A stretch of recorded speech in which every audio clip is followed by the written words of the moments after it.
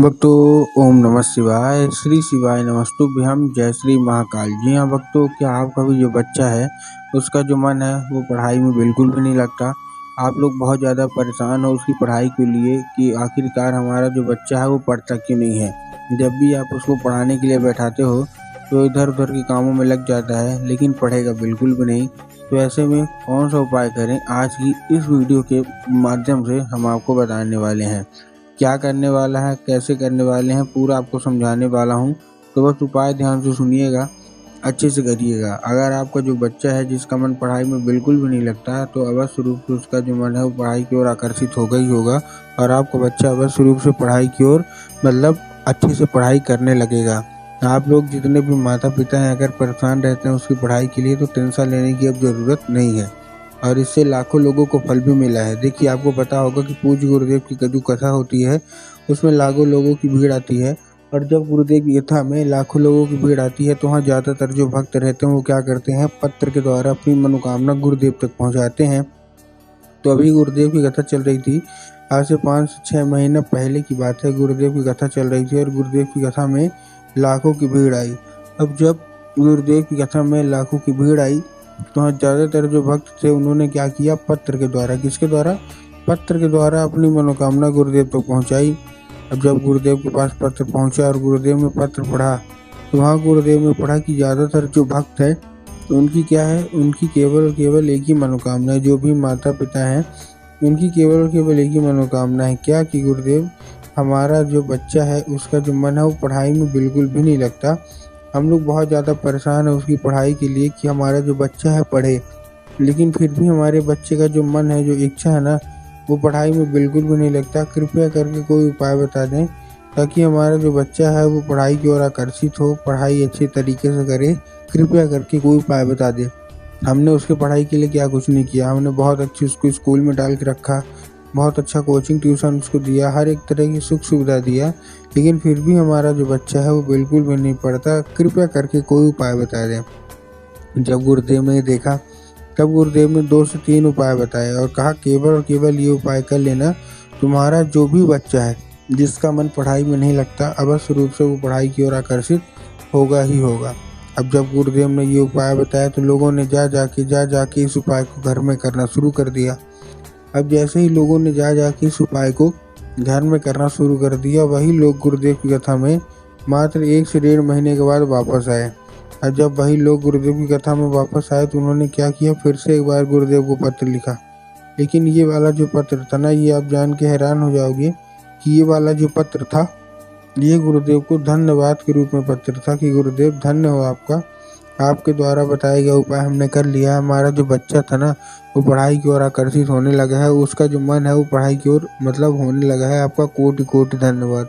तो देखिए, जो लोग भी मेरी आवाज़ सुन रहे हैं ना, अगर आपको भी जानना है कि आखिर ऐसा कौन सा उपाय है जिसको करने मात्र से जो बच्चे होते हैं वो पढ़ाई की ओर आकर्षित होते हैं, तो चलिए हम बताते हैं आपको आज की इस वीडियो के माध्यम से कि आपको करना क्या है। तो बस उपाय ध्यान से सुन के अच्छे से करिएगा ज़रूर। लेकिन उससे पहले चैनल पर अगर पहली बार आए हैं और आवाज़ मेरी पहली बार सुन रहे हैं तो वीडियो कर दें लाइक और चैनल को भी कर लें सब्सक्राइब, ताकि पूजनीय पंडित प्रदीप जी मिश्रा के रोज़ नए नए उपाय जो कि मैं उनकी कथा से सुनता हूँ, श्रवण करता हूँ, सबसे पहले मैं आपको प्राप्त करा सकूँ। ठीक, तो देखिए, जो हमारा सबसे पहला उपाय है वो उपाय है कौन सा।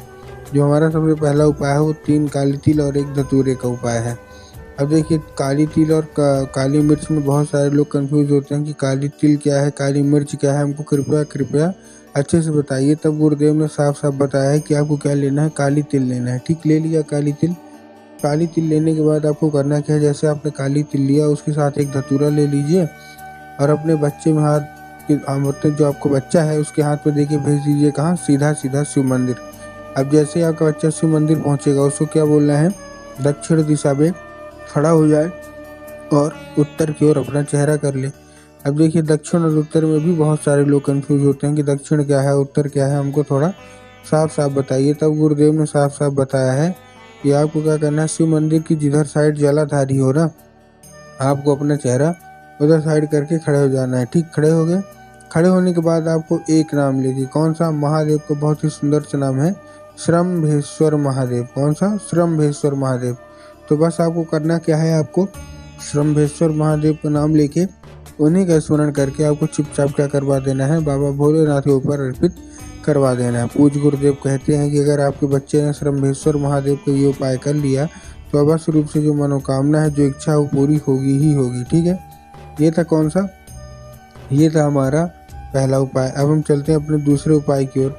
अब देखिए जो दूसरा उपाय है वो कौन सा है। इस उपाय में आपको एक लाल फूल चाहिए। जितने भी माता पिता हैं, इस उपाय में आपको एक लाल फूल चाहिए। अब लाल फूल कोई सा भी हो सकता है, गुलाब का ले लीजिए, गुड़हल का ले लीजिए, जो भी आपको पसंद है आप लाल फूल ले लीजिए।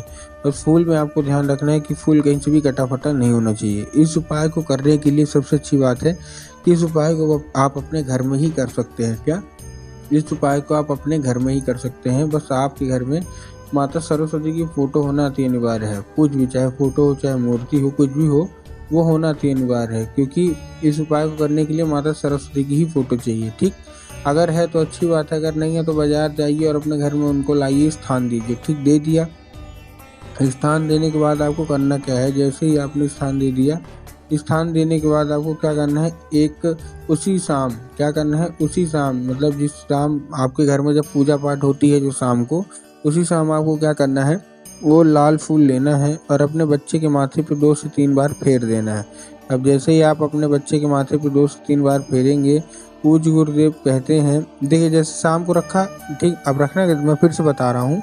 जैसे आपने शाम को जब पूजा पाठ होती है तब रखा, और रखने के बाद माता से उसको औषधि के रूप में मांगना है कि माता कृपया करके हमको इसको औषधि के रूप में प्रदान करिए। ठीक, अब क्या हो जाएगा, अब वो औषधि का रूप ले लेगा। तो बस आपको करना क्या है, फिर आपको क्या करना है, केवल और केवल एक काम करना है। उसी रात जब आपका बच्चा खाना पीना खा के सो जाए तो आपको वो लाल फूल उठा के अपने बच्चे के माथे पे 2 से 3 बार फेरना है। ठीक, समझ में आ गया, बस। ठीक, ये था हमारा दूसरा उपाय। ठीक, अब हम चलते हैं तीसरे और आखिरी उपाय की ओर। अब देखिए जो हमारा तीसरा और आखिरी उपाय है, इस उपाय में आपको करना क्या है, जो हमारा तीसरा और आखिरी उपाय है, इस उपाय में आपको एक पान का पत्ता लेना है और पान के पत्ते के ऊपर आपको शहद का लेपन कर देना है। क्या करना है, पान का पत्ता, पान के पत्ते के ऊपर शहद का लेपन। अब जिधर चिकना साइड है ना, उधर साइड आपको शहद का लेपन करना है। ठीक, कर दिया शहद का लेपन। उसके बाद आपको करना है कि अपने बच्चे के हाथ में देके भेज देना है सीधा सीधा शिव मंदिर। अब आपके दिमाग में आया होगा कि जाएंगे और बाबा भोलेनाथ के ऊपर अर्पित करवा देंगे, जो कि पूर्णतः गलत है। आपको क्या करवाना है, बाबा भोलेनाथ के ऊपर अर्पित नहीं करवाना। आपको कहाँ अर्पित करवाना है, आपको अर्पित करवाना है माता शोक सुंदरी की जगह। अब देखिए जिसको पता है कि माता शोक सुंदरी की जगह कहाँ होती है, इनका तो ठीक, लेकिन बहुत सारे ऐसे लोग हैं जिनको यही नहीं पता कि माता शोक सुंदरी की जगह कहाँ होती है। तब गुरुदेव ने बताया कि जो जलाधारी है, जलाधारी के बिल्कुल बीचों बीच उनकी जगह होती है। तो बस आपको करना क्या, अपने बच्चे के हाथों वहीं अर्पित करवा देना है। पूज्य गुरुदेव कहते हैं 1 से 1.5 महीना करवाइए, अवश्य रूप से मनोकामना पूरी होगी ही होगी।